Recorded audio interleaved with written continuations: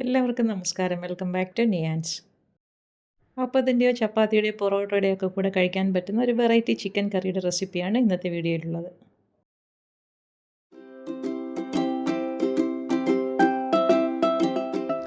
ഇത് തയ്യാറാക്കുന്നതിന് വേണ്ടി 200 ഗ്രാം ബോൺലെസ് ചിക്കനാണ് എടുത്തിട്ടുള്ളത്. ഇത് ഇതേപോലെ ഒന്ന് കട്ട് ചെയ്തെടുക്കാം.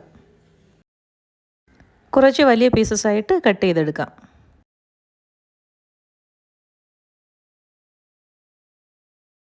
കട്ട് ചെയ്തെടുത്ത ചിക്കൻ ഒരു ബൗളിലേക്ക് മാറ്റി കൊടുക്കാം.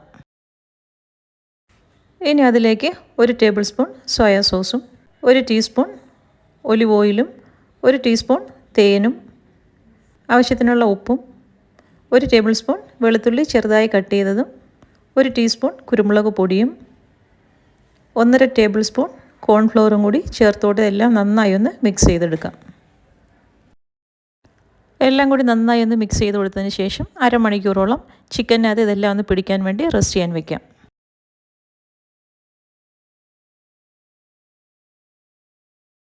അപ്പോൾ അത് ചിക്കൻ റെസ്റ്റ് ചെയ്യാൻ വെച്ചിട്ട് അരമണിക്കൂർ കഴിഞ്ഞു. ഇനി ഒരു പാനിലേക്ക് കുറച്ച് ഒലിവ് ഓയിൽ ഒഴിച്ചു കൊടുക്കാം.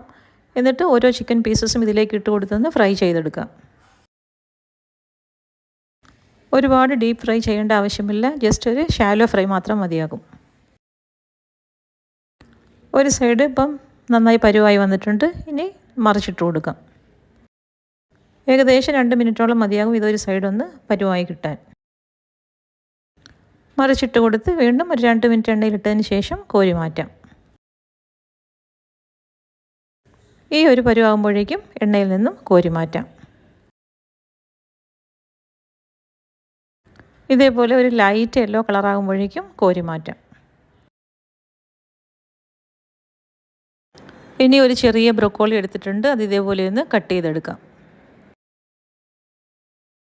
കട്ട് ചെയ്തെടുത്ത ബ്രൊക്കോളി ഒരു പാത്രത്തിലേക്ക് ഇട്ട് കൊടുക്കാം. പിന്നീട് അതിലേക്ക് കുറച്ച് ചൂടുവെള്ളവും കുറച്ച് ഉപ്പും കൂടി ഇട്ട് കൊടുക്കാം. എന്തെങ്കിലും വിഷാംശങ്ങളോ അല്ലെങ്കിൽ കീടാണുക്കളോ ഉണ്ടെങ്കിൽ അത് പോകാൻ വേണ്ടിയാണ് ഇങ്ങനെ ചെയ്യുന്നത്. 10 മിനിറ്റ് ബ്രൊക്കോളി വെള്ളത്തിലിട്ട് വെച്ചേക്കാം. ആ സമയത്ത് നമുക്ക് ക്യാപ്സിക്കം കട്ട് ചെയ്തെടുക്കാം. കുറച്ച് യെല്ലോ കളറും ഗ്രീനും റെഡും ആയിട്ട് ഇതേപോലെ നീളത്തിൽ കട്ട് ചെയ്ത് മാറ്റാം.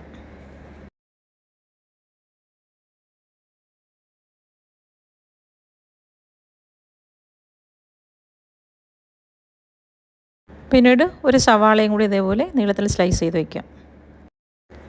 ഇനി ചിക്കൻ വറുത്തെടുത്ത അതേ പാത്രത്തിൽ തന്നെ കുറച്ച് ഒലിവ് ഓയിലും കൂടി ഒഴിച്ചു കൊടുക്കാം.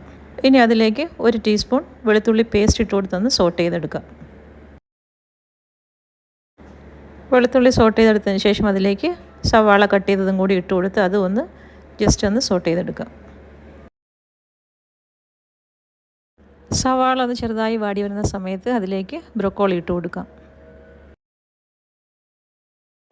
ബ്രൊക്കോളി ഇട്ട് കൊടുത്തതിന് ശേഷം വീണ്ടും ഒന്ന് ചെറുതായിട്ടൊന്ന് വാട്ടിയെടുക്കാം. ഇനി അതിലേക്ക് 3 ടൈപ്പ് ക്യാപ്സിക്കം കൂടി ചേർത്ത് കൊടുക്കാം. പിന്നീട് അതിലേക്ക് ആവശ്യത്തിനുള്ള ഉപ്പ് ഇട്ട് കൊടുത്ത് 1 ടീസ്പൂൺ കുരുമുളക് പൊടിയും കൂടി ഇട്ട് കൊടുത്ത് നല്ലതുപോലെ ഒന്ന് മിക്സാക്കി കൊടുക്കാം.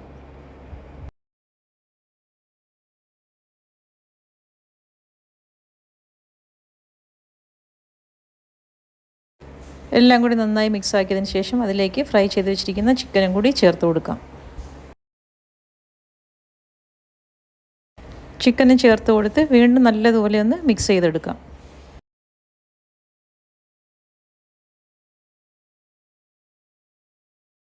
ഇനി അതിലേക്ക് 1 ടേബിൾ സ്പൂൺ സോയ സോസ് ഒഴിച്ച് കൊടുത്ത് നല്ലതുപോലെ ഒന്ന് മിക്സ് ചെയ്ത് കൊടുക്കാം.